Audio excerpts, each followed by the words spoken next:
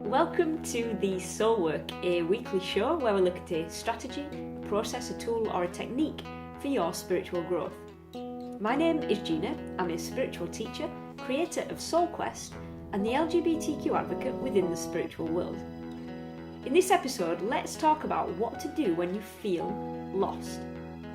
We've all felt it. I've certainly felt it on a number of occasions in my life where you feel lost. And what I've come to recognise is that it's not that you're lost, it's actually that you're disconnected from who you really are. So it's like you're separated from your true self, your source, your inner being, your true spirit, whatever it is that you want to call it. This is all about you being disconnected and separated from who you really are. That's what being lost is. And you'll notice that when you're feeling lost, you'll also feel like you're drifting. And you'll feel like you're not sure where you're heading, and you may even start to question who you are on a deeper level. So let's talk about that. Let's talk about what to do when you feel lost. And there's 4 things that I want to talk to you about. The first is to stop doing. We keep ourselves so busy, don't we? And by keeping ourselves busy, we distract ourselves from how we really feel. It's like we're hiding from our true feelings and our true thoughts about the situation.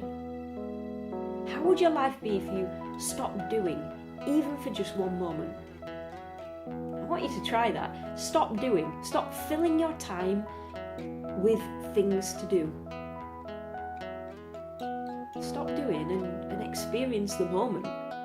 Experience the moment for what it is.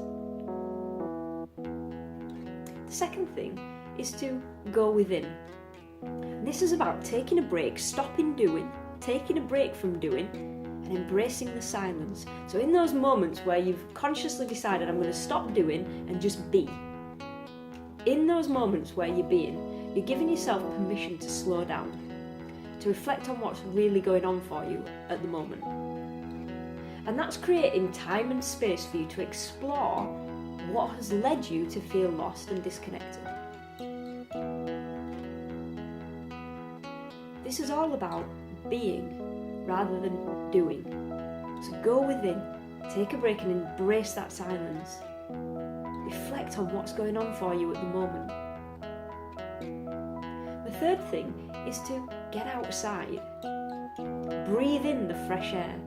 Often we get stuck in buildings or in our car and we don't have that fresh air, that free resource that's just outside the door. Go and take a walk, go and sit outside, even for just a moment. Enjoy nature all around you. I can guarantee the minute that you step out of that door, you will see nature and you will hear nature. So soak in the sights and the sounds of it. Nature's got fantastic healing and restorative, what I call superpowers. It's so healing for us. And it's only a few footsteps away. It's literally just outside that door or that window. By getting outside, what I've noticed is that I feel a sense of reconnection. I feel an inner calmness about my situation. It also gives me time to be and to embrace the silence and really reflect on what's going on. So we can combine number 2, which was all about going within and embracing the silence and reflecting. You can combine that with going outside if you wish to do so. What I found when I get outside and I walk and I step out into nature, that's where creativity kicks in, because I'm not dwelling on what's going on in this moment. My mind is expanded, I'm relaxed, and creativity comes. That's when you get those flashes of inspiration. That's when you get a different perspective on your situation. So get outside, breathe in the fresh air, and be. And the 4th thing is about noticing the signs. And by signs I mean things like your dreams, the repeating messages that you hear, music lyrics that jump out of you or stay in your mind for the rest of the day. They're all guiding you. Tune in and listen. Listen to the signs, but also listen to your intuition. You're being guided every step of the way, and you may not recognise that because you're too busy doing. The minute that you stop doing and you be, and you give yourself that time and that space, that's when you're going to be able to hear your intuition, and that's where you're going to be able to recognise the guidance that's coming up for you. So slow down, relax, take note of those whispers, take note of those flashes of inspiration that come in. They're guiding you out of the forest and into the clearing. Feeling lost. It isn't about feeling lost, it's about feeling disconnected from who you really are, being separated from who you are.